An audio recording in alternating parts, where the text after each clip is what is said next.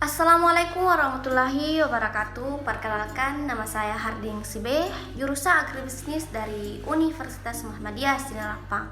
Baik, di sini saya akan sedikit menjelaskan atau memaparkan materi subsisten penunjang agribisnis. Seperti subsisten atau subsisten jasa pendukung, subsisten jasa penunjang adalah semua jenis kegiatan yang berfungsi untuk mendukung dan melayani dan serta mengembangkan kegiatan subsisten hulu, subsisten usaha tani, subsisten agroindustri, dan subsisten pemasaran.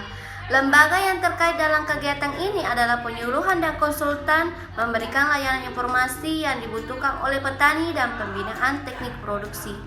Budidaya pertanian untuk lembaga keuangan seperti perbankan, layanan berupa pinjaman. Sedangkan lembaga penelitian baik yang dilakukan oleh balai-balai penelitian oleh perguruan tinggi memberikan 13 layanan teknik produksi, informasi, dan teknik manajemen hasil penelitian dan pengembangan. Untuk terlaksananya sistem agribisnis dibutuhkan pendukung-pendukung seperti yang pertama, finansial industri terbagi dua. Yang pertama, bank agribisnis. Bank merupakan suatu badan yang bertujuan selain sebagai tempat penyimpanan uang, juga memberikan kredit baik dengan mendengarkan alat-alat penukaran yang berupa uang kertas maupun uang geral. Ditinjau dari fungsinya, bank sebagai tempat untuk mengumpulkan dana dari masyarakat dan menyalurkan kembali kepada masyarakat dan membutuhkannya. Dana yang dihimpun tersebut dapat berupa tabungan, deposito, berjangka, dan rekening koran. Menanggung risiko seandainya terjadi ketidakseimbangan dalam perekonomian, inflasi dan deflasi, atau menanggung pembiayaan, yaitu bank bersedia membayar jasa kepada masyarakat dan menyimpan uang seperti bunga tabungan dan memberikan jasa atau fasilitas untuk mengirim uang serta menukarkan cek atau penguangan cek. Atau peran bank, khususnya bank-bank memberi kredit usaha pertanian terhadap subsektor usaha pertanian atau usaha tani, melaut, dan peternak yang bertujuan untuk meningkatkan produk primer dan subsektor pengolahan hasil pertanian dan agroindustri serta pemasaran pada perusahaan agribisnis baik skala kecil dan menengah seperti UKM maupun berskala besar yang selain untuk meningkatkan produk sekunder dapat pula memperluas atau ekspansi usaha. Kedua, koperasi agribisnis. Peran koperasi agribisnis seperti halnya bank agribisnis sangat berperan dalam meningkatkan usaha agribisnis, khususnya yang ada pendesaan seperti usaha tani, melaut, dan beternak.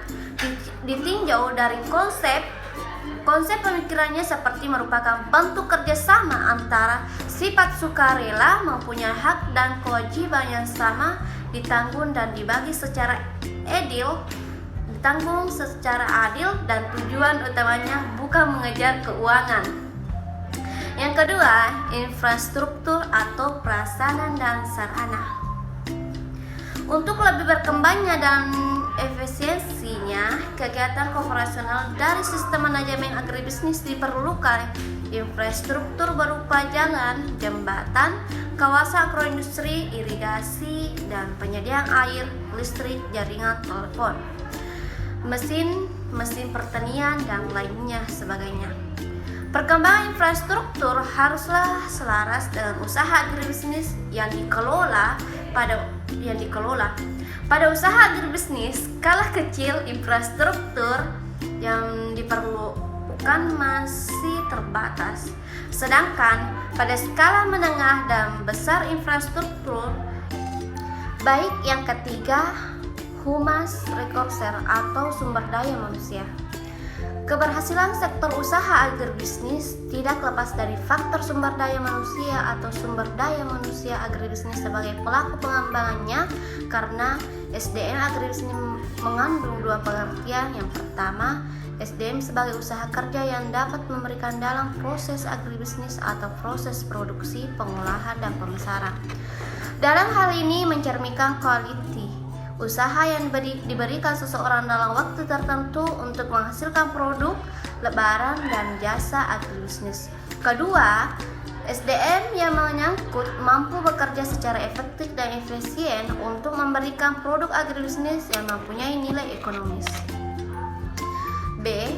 Natural resources, sumber daya alam.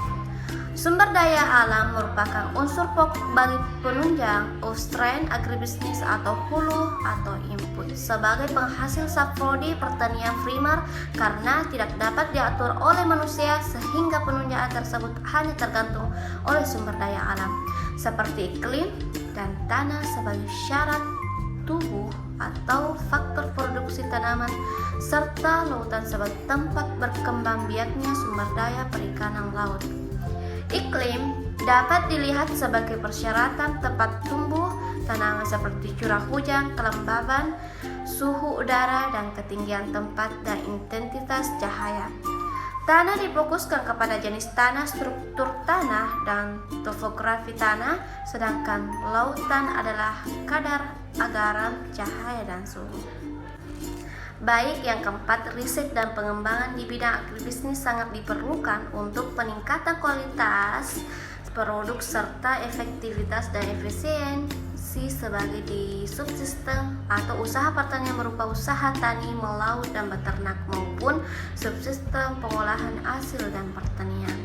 Yang kelima, layanan informasi agribisnis. Ledakan informasi agribisnis telah banyak menimbulkan dampak yang dalam terhadap kerumitan manajemen dan organisasi. Manajer sebagai pengambilan keputusan pada dasarnya adalah pengolahan informasi. Manajer agribisnis modern harus mengetahui bahwa kemampuan untuk memperoleh atau menyimpan, mengolah, mengambil kembali, dan menyajikan informasi untuk suatu keputusan yang tepat adalah vital. Yang keenam, konsultan dan penyuluhan pertanian. Konsultan dan penyuluhan pertanian harus diberdayakan dan dikembangkan untuk mengantisipasi perubahan lingkungan yang mempunyai dampak luas terhadap produktivitas, efektivitas, dan efisiensi agribisnis. Derasnya arus globalisasi menuntut kemampuan yang tinggi dari mereka untuk bekerja keras dan meningkatkan daya saing produk agribisnis. Peningkatan daya saing dapat dilakukan dengan memberikan kontribusi pelaku agribisnis atau petani nelayan, peternak, usaha agribisnis berupa knowledge dan memposisikan pelaku tersebut sebagai subjek dan bukan sebagai objek dengan cara menjalin hubungan mitra kerja yang sejajar dengan mereka atau mencapai pembangunan agribisnis berkelanjutan. Yang ketujuh, kebijakan pemerintah. Kebijakan pemerintah atau public government memegang peran yang sangat penting dalam mengatur dan menciptakan kondisi lingkungan sistem usaha agribisnis yang kondusif dengan menetapkan kebijakan mulai dari lingkungan sentralisasi sampai lingkungan desentralisasi, misalnya harga komoditas agribisnis, penyediaan fasilitas pelayanan perbankan, ekspor dan impor, dan sebagainya. Kebijakan moneter. Dalam mengembangkan usaha agribisnis diperlukan kegiatan investasi pada sektor tersebut dari hasil tabungan masyarakat dan investor dari swasta dan luar negeri. Kebijakan fiskal. Kebijakan fiskal diartikan sebagai tindakan yang diambil pemerintah dalam bidang anggaran belanja negara dengan maksud untuk mempengaruhi jalannya perekonomian. Anggaran belanja negara merupakan hasil dari